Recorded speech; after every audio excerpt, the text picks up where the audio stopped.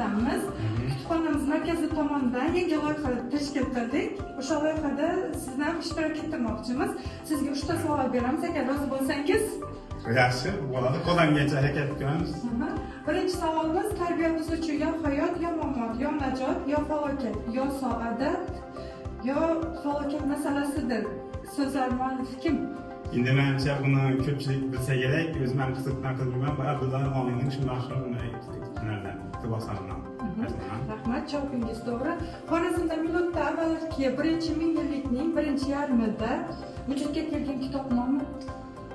Endi buni to'g'risi ayniqsa Xorazmni bilmasa salbiy ham bo'ladi. Bu Avesto kitobi bo'ladi. Avesto kitobi bo'ladi. Juda to'g'ri. Va oxirgi 3-chi savolimiz, yosh avlod tarbiyasida kitobning o'rni qanday deb o'ylaysiz? Endi bu o'rinli savol bo'ldi. Haqiqatan ham endi qasamlarda global savollardan birisi. Haqiqatan ham endi ayniqsa so'nggi vaqtlarda yoshlarimiz endi kitob bo'lgan qiziqishlari qasamlarda kamagan. Bu bo'yicha endi ayniqsa ta'lim sohasining fidoyilari harakat etishi kerak. Kitobi o'rni muhim. Haqiqatan ham bizlardan buni qilan ko'p gaplar aytgan chiqardan bejizda aytilgan emas. Misol uchun deyishdan qabrgacha ilimizda, misol uchun ilmdan boshqa najot yo'q degan iqtiboslar bizlardan oldingi hech qachon bejizda aytilmagan. Haqiqatan ham kitob uni bilay. Tayyorli kitob o'qigan odam bir dunyoqarashi keng bo'ladi. O'zining keyingi hayotida, misol uchun qaysi sohaning egasi bo'lishidan qat'iy foydasi umrining oxirigacha katta foydasi bo'ladi. Mazmunli va to'g'ri javoblaringiz uchun rahmat. Loyihamiz va kutubxonamiz tomonidan, Hazarasiz tuman kutubxona markazimiz tomonidan sizga kitoblar jamlanmasi. Kutubxonamizga tashrif buyurib, bundan ham qisqacha kitoblarni olib o'qishingiz mumkin. O'zim kutubxonamizni doimiy foydalanaman, o'z uchun mijozman. Rahmat. Assalomu alaykum. Biz Hazarasiz tuman axborot kutubxona markazidanmiz. Kutubxonamizda yangi loyiha yo'lga qo'yilgan. Shu sizga berilgan 3 ta savolimiz bor, rozi bo'lsangiz. Albatta. Birinchi savolimiz, o'tgan kunlar romaning muallifi kim? Abdulla Qodiriy. Amir Temur qachon va qayerda tug'ilgan? Kechda 1336-yilda adashmasam. Oxirgi savolimiz, oxirgi o'qigan badiiy asaringiz va uni mazmunini aytib bera olasizmi? Badiiy asar ko'pincha kamroq o'qilgan, shaxsiy rivojlantirma kitoblarni to'g'ritamiz. Badiiy asar odam bo'lish qiyin degan asarni o'qigandim, oldi bor. Judayam mazmunli va ma'noli so'zlar yozilgan bir hikoya, qishloqdagi bir insonning hayot haqida hikoya qilinadi. Juda qiziqarli va mazmunli tarzda bitilgan. Shaxsiy rivoj bo'yicha kitoblardan Brian Tracy'ning kitoblari va Steven Covey'ning kitoblarini ko'proq o'qiymiz.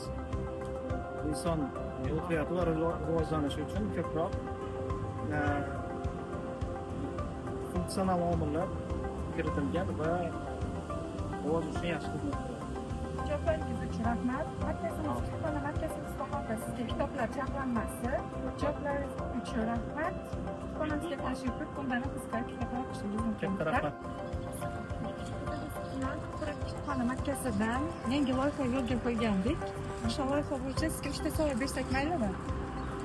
Birinchi savolimiz, Shundolar asarining bosh qahramoni, Shundolarning asl ismi kim? Karavot. Ikkinchi savolimiz, O'tkir Hoshimovning qaysi asarlarini bilasiz? Dunyoning ishlari, kerak ish, qissalari,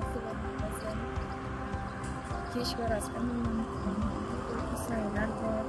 Tushda kechga umrlarni o'qiganman. Rahmat javoblar uchun. Oxirgi savolimiz, oxirgi o'qigan asaringiz nomi, bu mazmuni? Tushda kechga umrlar. Afg'on ishlar haqida. Mana markazimiz tomonidan sizga atalgan sovg'alarimiz bor. Kitoblar jamlanmasi. Markazimizga tashrif buyursangiz, bundan ham qisqacha kitoblar olib o'qishingiz mumkin. Rahmat. Tashrif buyuring, biz sizni kutamiz. Assalomu alaykum.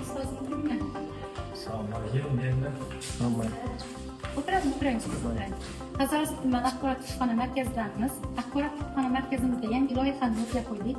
Sizga hozir shu loyiha bo'yicha 3 ta savol beramiz. Agar 3 talasiga ham to'g'ri javob bersangiz, kitoblar jamlanmasiga ega bo'lasiz. Tayyormisiz?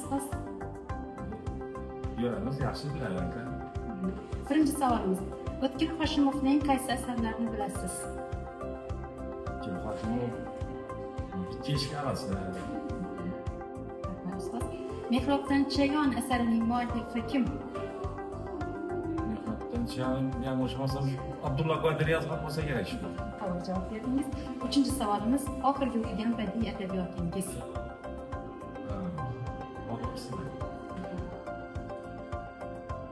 Yoshligimda ko'p o'qiganman, qiziq o'qiganman, dekoverlar o'qiydi. Bir qiziqib shu mingga kechadan kitobdan boshlabmiz, shu o'qiyapmiz. Daqiqalar g'aziyollikdan eserlar. elektron variantini o'qiganman, lekin boshimdan vaqtini o'qimadim. Kitobsiz. O'qitirman. Keyin Sovanidan Muhammadiya hisobini yaqinda Abdumalik o'qimadim xudo qolsa. Shuni o'qitirman. Javoblar uchun rahmat ustoz. Mana sizga axborot kutubxona markazimiz tomonidan kitoblar jamlanmasini sovg'a qilamiz. Axborot kutubxona markazimizga tashrif buyurib, boshqa kitoblarni tomosha qilishingizni tavsiya qilamiz. Vaqtlar sizlarning ishlaringizlar rivoj. Ammo ishini shu Ziyo tarqatib yuboringlar. Bizlar shu o'qimagan kitoblarimizni shu esimizga solib tursangiz, shu kitobni o'qishamiz, esimizga shu kitobni o'qib olamiz. Sizmi? Biz Hazoras tuman axborot kutubxona markazidamiz.